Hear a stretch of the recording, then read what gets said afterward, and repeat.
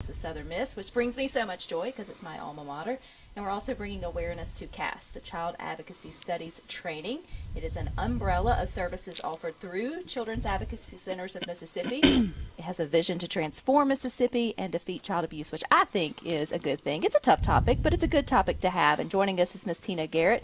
She is the CAST faculty for Holmes Community College. So welcome, Tina. Thank you for having me. So when's the first time you got word of CAST? Because it hasn't been around forever, so it's still kind of new. So when's the first time you kind of got... I was invited to a statewide meeting in 2017, and we were all introduced to the CAST curriculum. And at that point, the state started working on how to incorporate the curriculum into the community colleges. So that was my first time hearing of CAST. And were you like, ooh, Holmes needs this? Absolutely, absolutely. And of course, I think someone mentioned it earlier today, you know, in higher education, things take a little time. So it took a few years to work that out. And so, yes, we were so excited when we were able to do that. So for Holmes Community College, do y'all also have like a social work track, or where did y'all see this fitting in primarily? Yes, we of course are a university prep. We prepare students for their first 2 years of a university degree. And so I actually teach psychology. And so we're teaching it under psychology. But yes, all of those students are perfect for this course. So I feel like with your, I guess, junior or sort of senior students who are kind of headed into a profession may see the benefits of something like CAST or CAST certification like Addison. They're like, oh, something to sort of get me higher up whenever I graduate.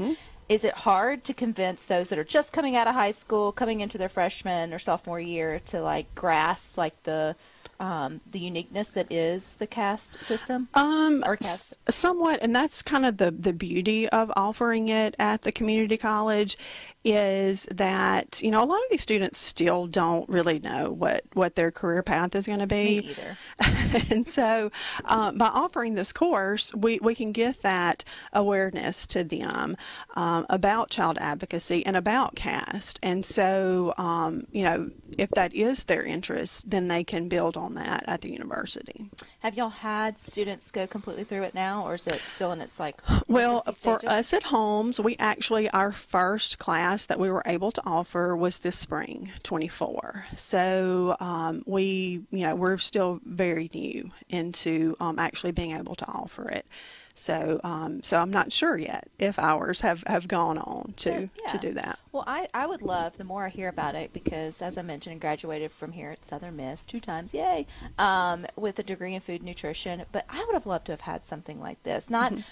And you hate to use the word mandatory because that gets people really icky and all the things, but I just feel like folks need to recognize how this can fit into any profession. It doesn't have to just be, particularly if you think about, well, how would that fit into dietetics? Well, many of us go out into the workforce and work in school nutrition. We work in hospital settings with, you know, lots of families and children sort of dynamics and all of that, or we go into private practice where we see family nutrition or we see all kinds of things. And so, you know, I mean, that may not be something we see every single day, but as Addison said, just being a conscious citizen, we should know some of the fundamentals of CAST. Yes, I mean, even if you're not going to go into a career where you specifically work with children, you're going to come in contact with children, whether you're a parent or at your church or in your community. And so the course that we teach on the community college level is what we call perspectives in child advocacy.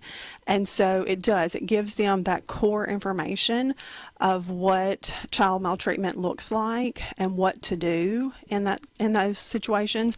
And so it's good for anybody that's going to come in contact with children, and that's everybody. And I think, too, just knowing that those opportunities are sort of there and getting students to realize they got these slots that are going to have to be filled. You don't need to necessarily fill them with other things like underwater basket weaving. I don't know if Holmes has that.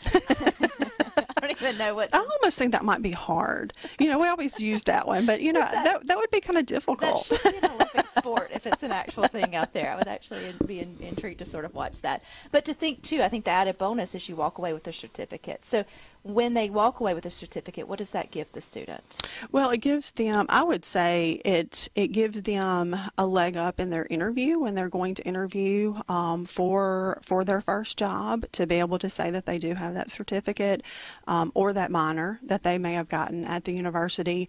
It just tells their future employer that they are trained in child advocacy. So it just gives them an extra tool in their toolkit. Which always looks good to be able to differentiate. That's a big hard word. I know. Yes. I was walking right into it. It's going to be a tough word to say. On their resumes. But that shouldn't be the only reason why that they do it. It should also be that they get something sort of Absolutely. from it. And it also sounds like it's not your typical class. Like it's not just sitting down textbook style, reading something, even Correct. modules. So are you the facilitator? Do you I facilitate? do. I'm the instructor, and we actually teach it online at Holmes because we wanted it to be available to all of our students district-wide, not just a particular campus.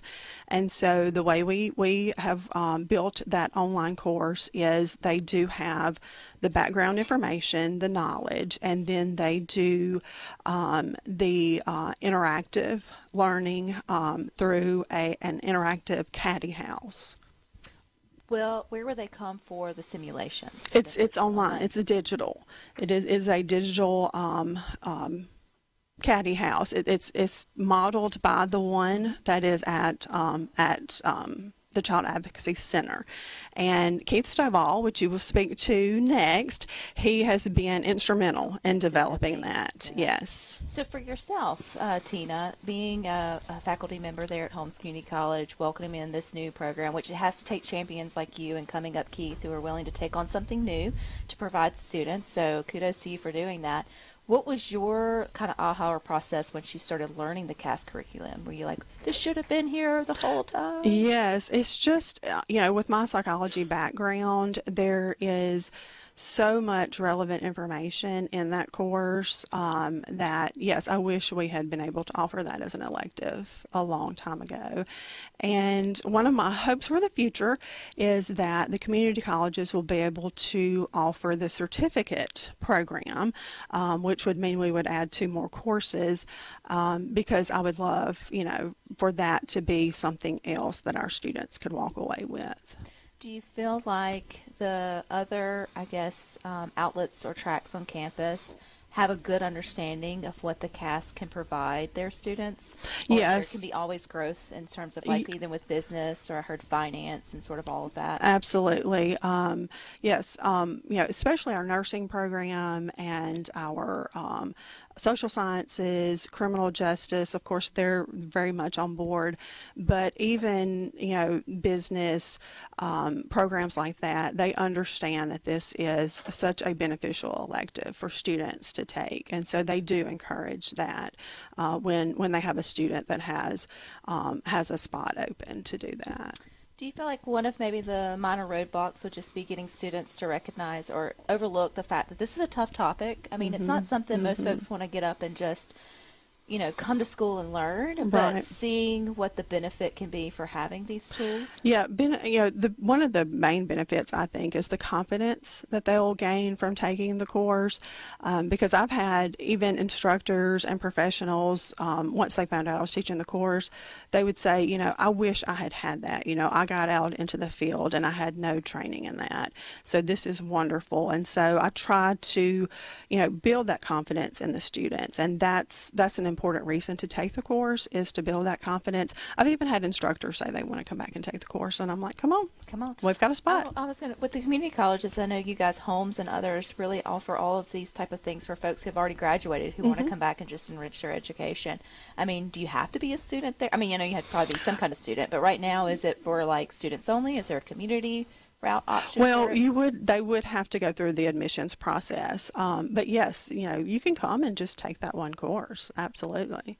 You may not know the answer to this, but continuing education for other professions, is that a way? I don't know the answer to that, but it's definitely worth looking into. Yes. After the break and sort of ask that. I'm just sitting here thinking like this would be great Absolutely. for, folks listening who maybe are on the other side of their degree, but are like, man, I run into this kind of stuff, and if it could be great added continuing education. How long does the course last? We keep talking about CAS, but is it 1 semester, 2 semesters? 1 semester. Good deal. And they can start it as a freshman there at Holmes? Yes. How would they learn more information about that if they were a student going into Holmes? Go to our website, holmescc.edu, and they can look me up. And my email is tigarrett@holmescc.edu, and we'd love to have them. All right. I appreciate your time, Miss Tina. Thank you. And you guys stick with us. We got more for you coming up.